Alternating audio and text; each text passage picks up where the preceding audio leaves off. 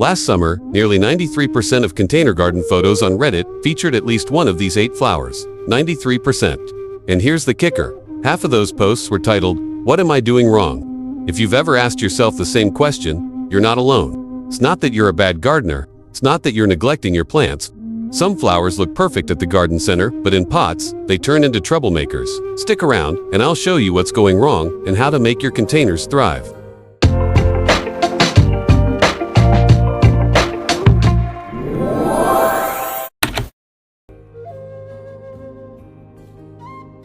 For 12 years, I've crammed about 300 pots onto this Brooklyn balcony. I've coaxed flowers out of concrete cracks and even turned a fire escape into a hummingbird highway. But I've also planted 8 flowers that basically laughed in my face. They wilted, they invaded, they drained my weekends and water bills, and still looked miserable. Stop before you buy some plants hate pots, and you'll hate them too.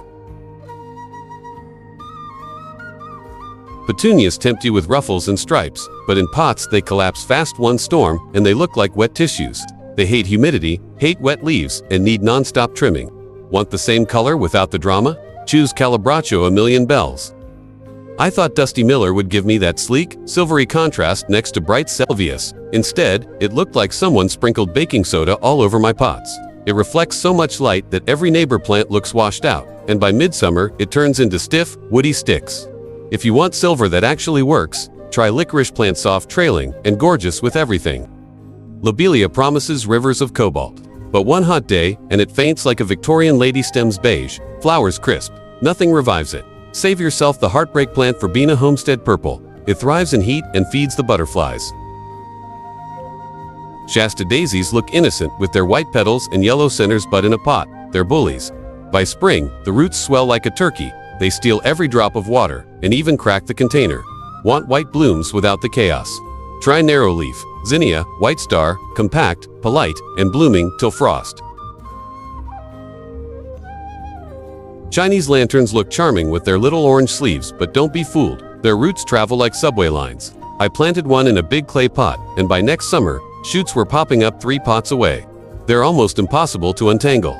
Admire them at the florist, just don't bring them onto your balcony. I wanted Bee Balm to draw pollinators, but in pots, it just bred mildew. The soil stays too damp, and powdery fungus spreads faster than you can say neem oil. By August, it triples in size, flops over, and smothers smaller plants. Skip the headache plant dwarf catmint walkers low instead. Bees love it, mildew avoids it, and it stays neat and compact.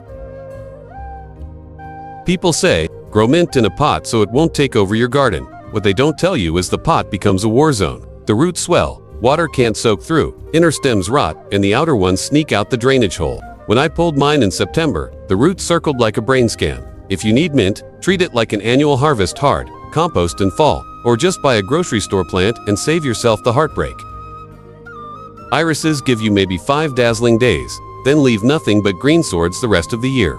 In a pot, that's wasted space. I kept hoping they'd bloom stronger the next season, but nope, same short show, while my neighbor's dwarf dahlia pumped flowers from June to Thanksgiving. Rule of thumb, if a perennial won't perform at least 6 weeks in a pot, it's not worth it. Swap irises for miniature Dahlili Stella de Oro. It reblooms all summer and thrives on neglect.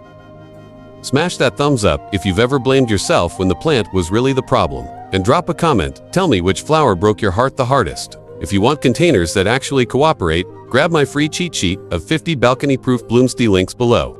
Look, I still mess up every gardener does, but I've stopped letting these 8 prima donnas steal my weekends or my soil budget. Choose plants that truly respect container life, and they'll reward you with color, pollinators, and the simple joy that made you drag home that first terracotta pot. Plant smarter, and may your only regrets be the empty seed packets you forgot to post on Instagram. Thanks for watching.